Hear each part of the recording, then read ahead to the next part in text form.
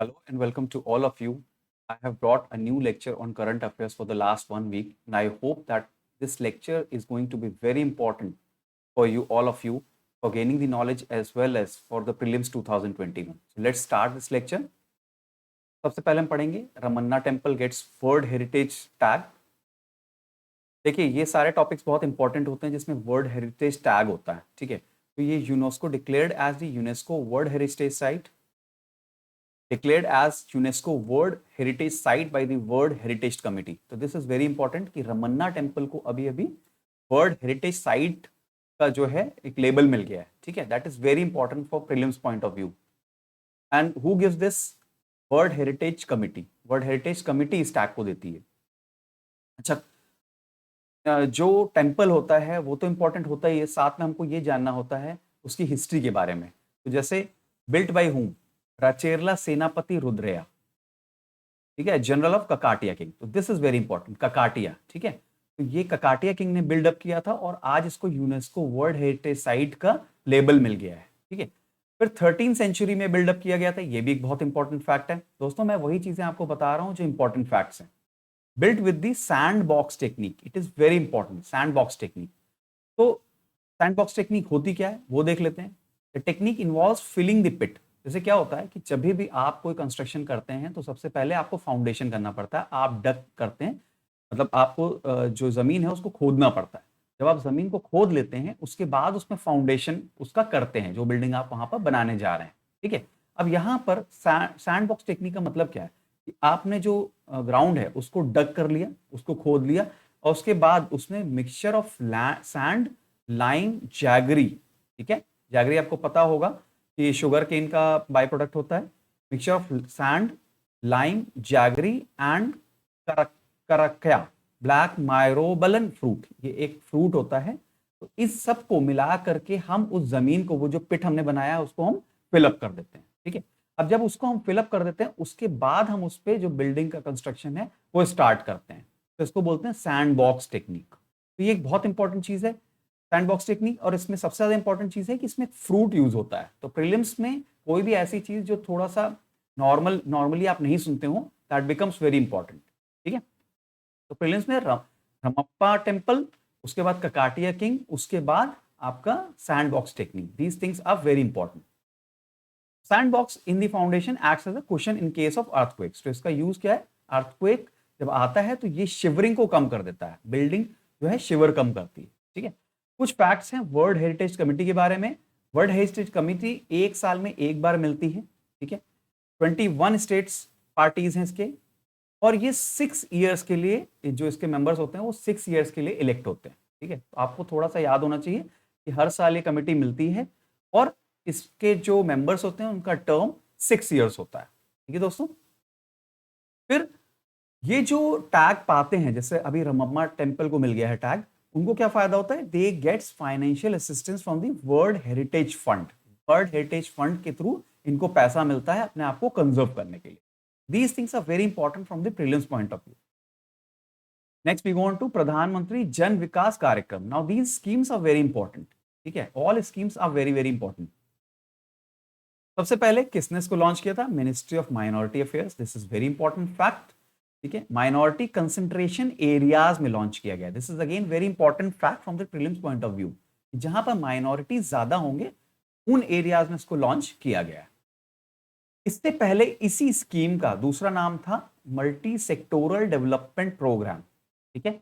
और इसका नाम चेंज होकर के प्रधानमंत्री जन विकास कार्यक्रम 2018 में हुआ। These facts are very very important from the prelims point of view. अभी माइनॉरिटीज की यहां बात की तो माइनॉरिटीज इंडिया में कितने होते हैं ये भी इंपॉर्टेंट फैक्ट है।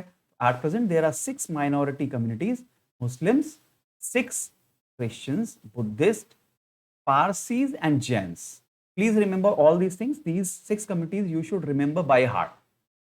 Now in this scheme what is there? 80% of the resources would be earmarked for projects related to education, health and skill development. मतलब इसका जो भी अगर 100 करोड़ है तो उसमें से 80 करोड़ रुपए जो है एजुकेशन, हेल्थ और स्किल डेवलपमेंट में खर्चा किया जाएगा, ठीक है। एक तो ये है। दूसरी चीज ये है कि विमेन सेंट्रिक प्रोजेक्ट्स पे, जो स्पेशली वुमेन को एम्पावर करने के लिए प्रोजेक्ट्स बनाए जाते हैं, उस पर 33 से 40% का खर्चा किया जाएगा, ठीक है, अगर 100 करोड़ एलोकेट किया गया है तो 33 करोड़ से लेकर के 40 करोड़ तक उसको एलोकेट किया जा सकता है। ठीक है दोस्तों, आगे चलते हैं। Jupiter's x ray auroras. देखिए, साइंस एंड टेक्नोलॉजी में करंट अफेयर्स सबसे ज्यादा इंपॉर्टेंट होता है। ठीक है, क्योंकि आपसे कन्वेंशनल साइंस जैसे फिजिक्स हो गया, केमिस्ट्री हो गया, वो बहुत ज्यादा यूपीएससी में नहीं पूछा जाता है, लेकिन करंट अफेयर्स बहुत इंपॉर्टेंट होता है, और जो थोड़ा सा इंटरेस्टिंग होता है वो ज्यादा इंपॉर्टेंट बन जाता है। तो देखिए, जुपिटर्स एक्सरे ऑरोरास क्या होता है? ऑरोरास आपको पता होना चाहिए कि ब्राइट लाइट होती है, ठीक है, अर्थ पे। तो इसी तरीके जैसे अर्थ पे ऑरोरास हम ऑब्जर्व करते हैं, ब्राइट लाइट, आप इसको सिंपल वर्ड से समझ सकते हैं, उसी तरीके से जुपिटर पे भी ऑब्जर्व किया गया ऑरोरास को। लेकिन अभी तक ये गुत्थी थी, अभी तक ये प्रॉब्लम था कि ये जो एक्सरे ऑरोरास हैं, इनका ओरिजिन क्या है, इसका सोर्स क्या है। ठीक है, तो अभी नासा ने इसको फाइंड आउट कर लिया है कि इसका सोर्स क्या है। देखिए, auroras occurs near both its poles, ठीक है, विच एमिट एक्सरेज। तो मैंने आपको अभी बता ही दिया कि लाइट होती है, स्ट्रॉन्ग लाइट होती है, और इसको हम एक्सरे भी बोलते हैं, और ये दोनों पोल्स के अराउंड ऑब्जर्व की जा सकती है। तो नासा ने ये बोला है कि they are caused by ions crashing into Jupiter's atmosphere. जो आयंस होते हैं, आयंस क्या होते हैं?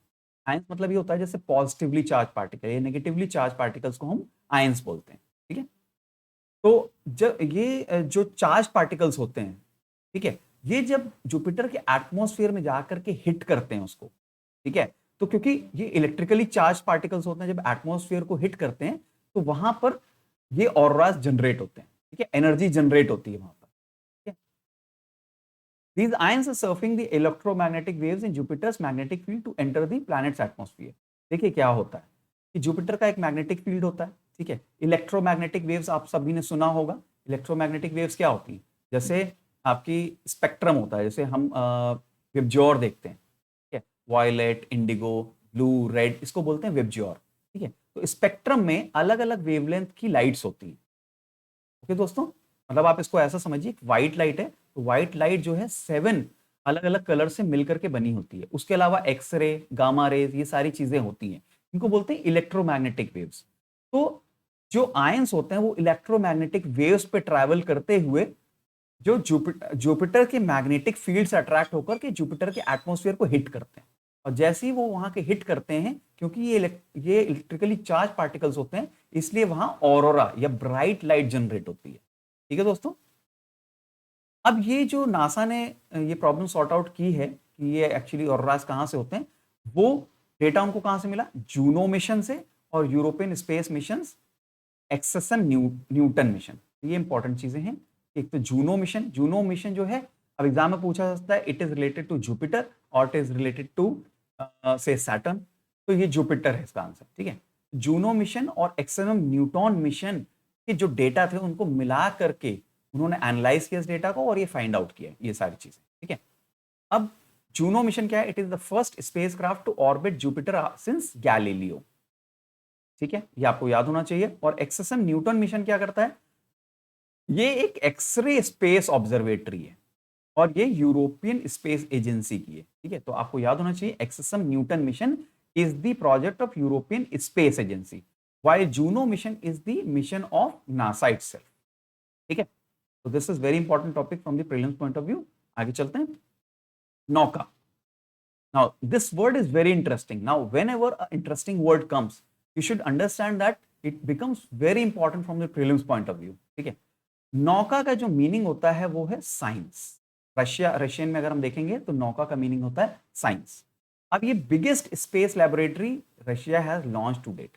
आप सभी को पता होगा international space station. International space station कई बार आपने न्यूज में सुना होगा। है क्या ये चीज? इंटरनेट, पहले हम ये जान लेते हैं, उसके बाद नौका के बारे में पढ़ेंगे। International space station is a space station that remains in low earth orbit. ठीक है, जैसे आपका अर्थ है ये, तो इसके अराउंड आप सैटेलाइट लॉन्च करते हैं। ठीक है, तो ये लो अर्थ ऑर्बिट में मूव करता है चारों तरफ अर्थ के। ठीक है, रोटेट करता है। अब ये 1998 में लॉन्च हुआ था इंटरनेशनल स्पेस स्टेशन, और ये cooperation between 5 participating space agencies हैं।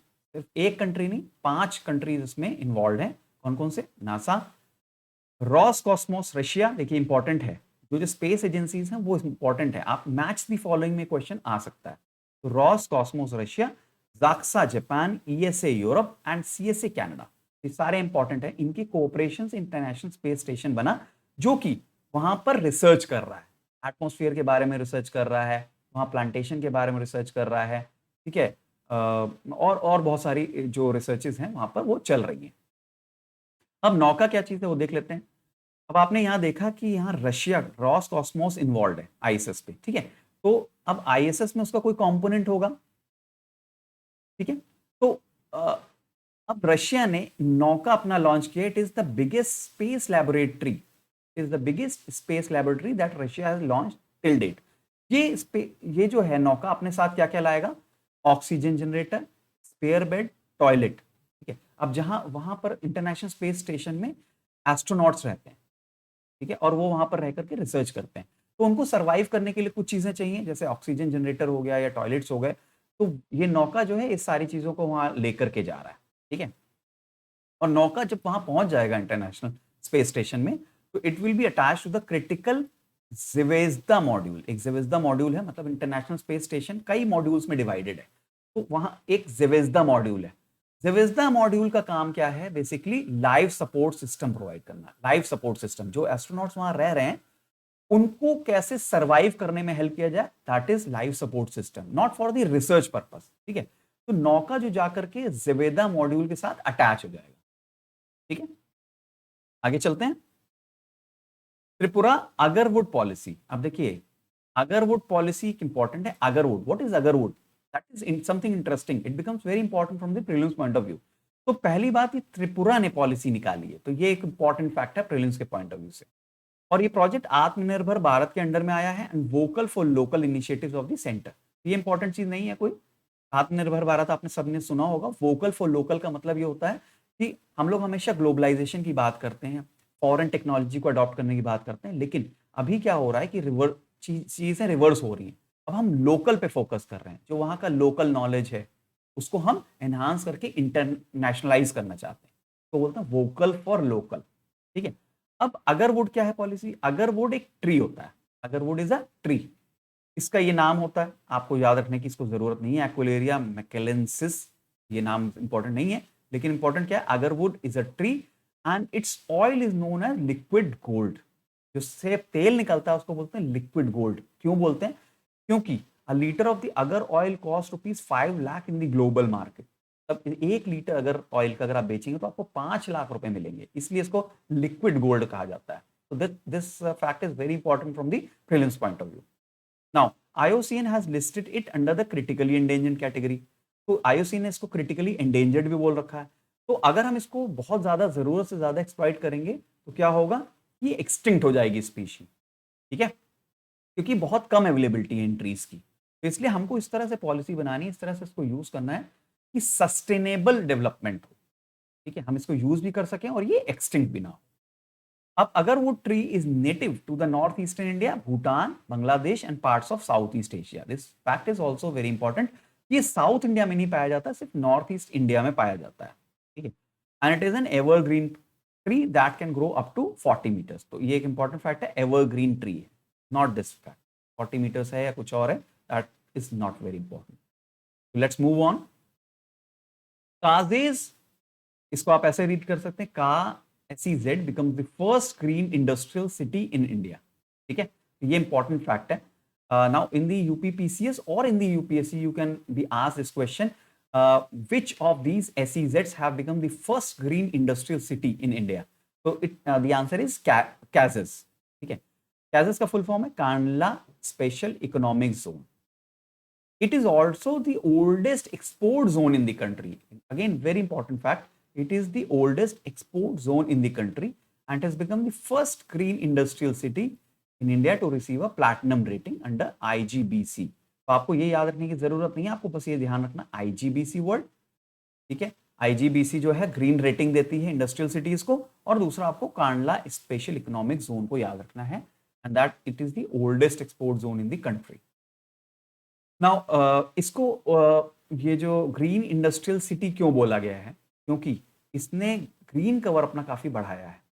एक्चुअली ये इंडस्ट्रियल एरिया है, ठीक है, लेकिन यहाँ ग्रीन कवर ये लोग बढ़ा रहे हैं और manage to grow 68 species of trees attract 28 species of birds, मतलब ट्रीज और बर्ड्स दोनों को बढ़ाने में कामयाब रहा है, इसलिए इसको फर्स्ट ग्रीन इंडस्ट्रियल सिटी बोला गया है। ठीक है दोस्तों, आगे चलते हैं। धोलावीरा। अभी हमने स्लाइड की शुरुआत में, अगर आपने लेक्चर नहीं सुना हो तो फर्स्ट स्लाइड पे आप जाके देख सकते हैं कि वहां 39th world heritage site declare की गई थी। ये 40th वर्ल्ड हेरिटेज साइट है धोलावीरा। ठीक है, धोलावीरा आपने वर्ड सुना होगा, हरप्पन साइट है ये। अब देखते हैं यहां पर, ये मैंने बताया रुद्रेश्वरा टेम्पल और रमप्पा टेम्पल को 39th साइट डिक्लेयर किया गया था, अभी हमने डिस्कस किया है स्लाइड में से पहले, और धोलावीरा को 40th। अब धोलावीरा इंपॉर्टेंट क्यों है? क्योंकि हरप्पन सिविलाइजेशन को ये रिप्रेजेंट करता है, और आपको पता होगा कि प्रीलिम्स हो चाहे मेंस हो, Harappan civilisation is a very very important civilisation from the exam point of view. और ये proto historic bronze age urban settlement को रिप्रेजेंट करता है। देखिए प्रोटो हिस्टोरिक क्या होता है, शायद कई लोगों को पता होगा, लेकिन मैं बता दे रहा हूँ।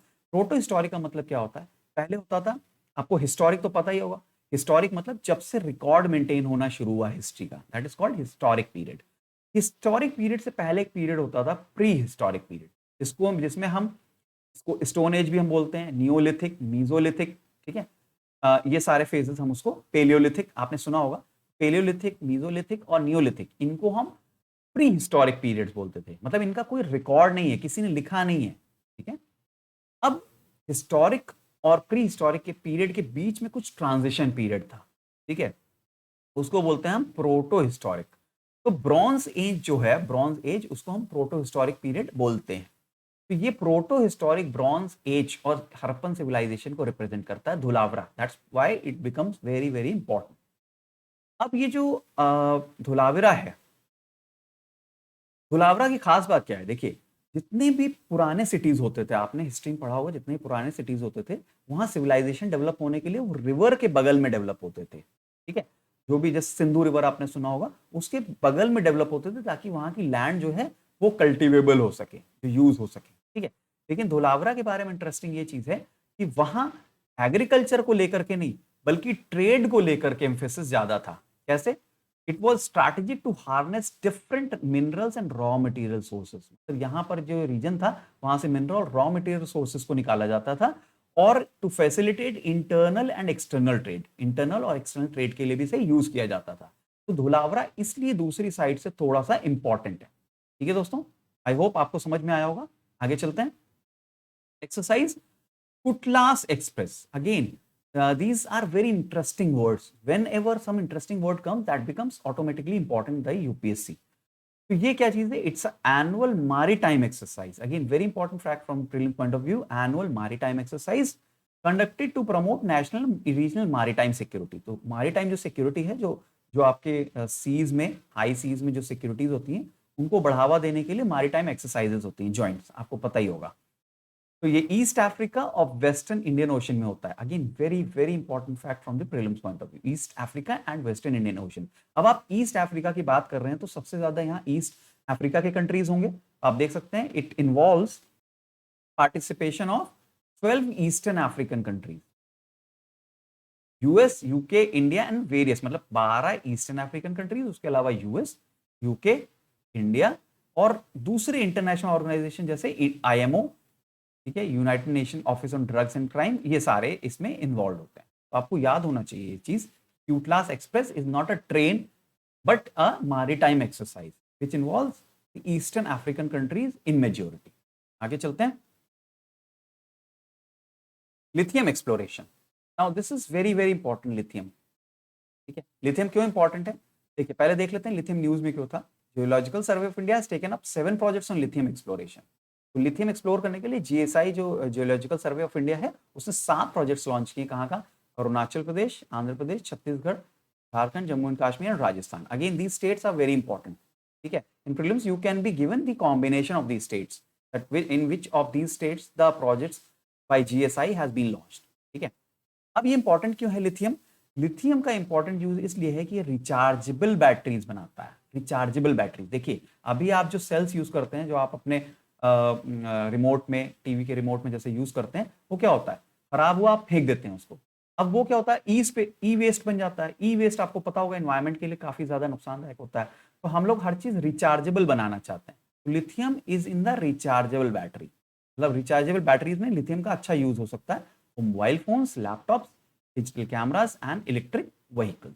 ठीक है, लिथियम का और भी जगह यूज होता है, नॉन रिचार्जेबल बैटरीज में भी इसका यूज होता है। तो इंपॉर्टेंट है ये प्रीलिम्स के पॉइंट ऑफ व्यू से कि रिचार्जेबल बैटरीज में और नॉन रिचार्जेबल बैटरीज दोनों में इसका यूज होता है, like heart pacemakers, toys and clocks.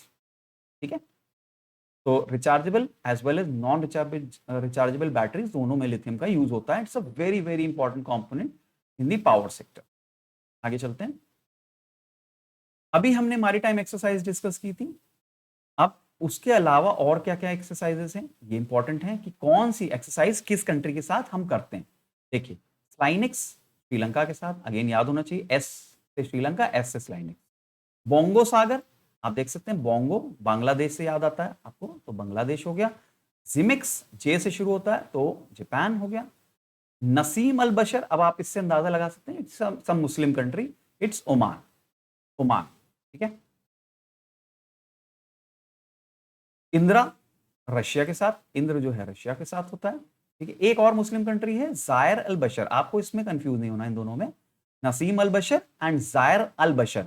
तो अल बशर अल बहर तो ऑलमोस्ट सेम है, नसीम और जायर है, तो यहां पर कतर है, थोड़ा सा याद रखना पड़ेगा। नसीम ओमान है, जायर कतर है। समुद्र शक्ति इंडोनेशिया के साथ। इंडो थाई, ये तो आसान है, थाईलैंड। इमकॉर मलेशिया के साथ, आईएम से आप पता लगा सकते हैं, Malaysia. SIMBEX again Singapore, S for Singapore. AUSINDEX Australia. And Malabar exercise तो काफी फेमस है, आप लोगों ने सबने सुना होगा, जापान एंड यूएस के साथ। इसमें ऑस्ट्रेलिया को भी लेने की बात चल रही थी। आगे चलते हैं। Earth overshoot day, very very important fact from the prelims point of view. क्यों? देखिए, जुलाई 29 को यह हैपन हुआ, happened on July 29, almost a month earlier than year before. मतलब क्या है, 2020 की अगर हम बात करें तो ये जो अर्थ ओवरशूट डे था वो जून सॉरी अगस्त 29 रहा होगा। ठीक है, अभी ये जुलाई 29 में हो गया, मतलब एक साल भी नहीं हुए, एक साल से पहले ही हो गया। अभी क्या होता है अर्थ ओवरशूट डे, पहले समझ लेते हैं कौन इसको डिक्लेयर करता है। Global footprint network, again very very important point from the prelims point of view. Now, earth overshoot day का मतलब ये होता है, it marks the day when we have used all the biological resources that the earth can renew.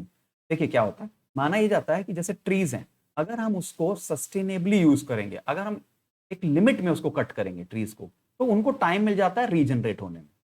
ठीक है, लेकिन अगर हम पेड़ों को काटते ही जाएंगे, काटते ही जाएंगे, काटते ही जाएंगे, तो उसको रीजनरेट होने का कभी मौका ही नहीं मिलेगा, वो स्पीशी भी एक्सटिंक्ट हो जाएगी। ठीक है, तो ये बोल रहा है कि अर्थ ओवरशूट डे क्या होता है, वो दिन जिस दिन हम वो सारे रिसोर्सेज यूज कर लें जो अर्थ रिन्यू कर सकती है। ठीक है, मतलब अर्थ की रिन्यू की कैपेसिटी वहां खत्म हो गई उस दिन पर, उसको बोलते हैं अर्थ ओवरशूट डे।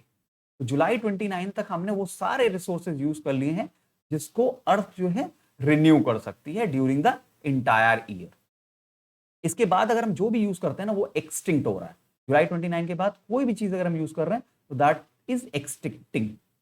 ठीक है, at our current rate we have used we are using around 1.7 earth every single year, मतलब जो अर्थ की कैपेसिटी रीजनरेट होने की उससे 1.7 टाइम्स हम ज्यादा उसको एक्सप्लॉइट कर रहे हैं हर साल।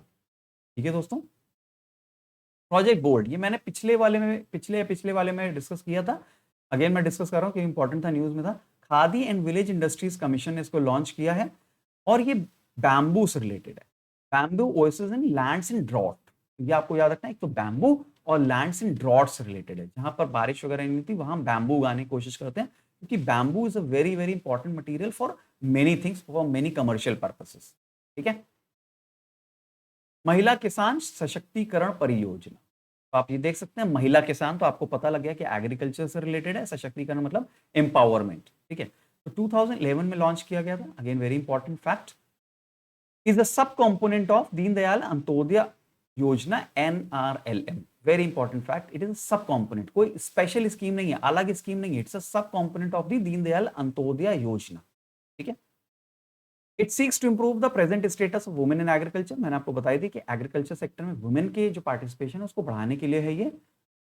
ठीक है, और रिकॉग्नाइजेज द आइडेंटिटी ऑफ महिला एज किसान, अब देखिए क्या होता है, आपको इंडिया में अगर पता होगा ये चीज़, जो फार्मर्स वगैरह होंगे, कि ज़्यादातर जो लैंड्स है ना, वो मेल मेंबर्स के नाम पे रजिस्टर्ड होती है, जबकि एग्रीकल्चरल लेबरर का जो काम है काफ़ी ज़्यादा महिलाएं करती हैं।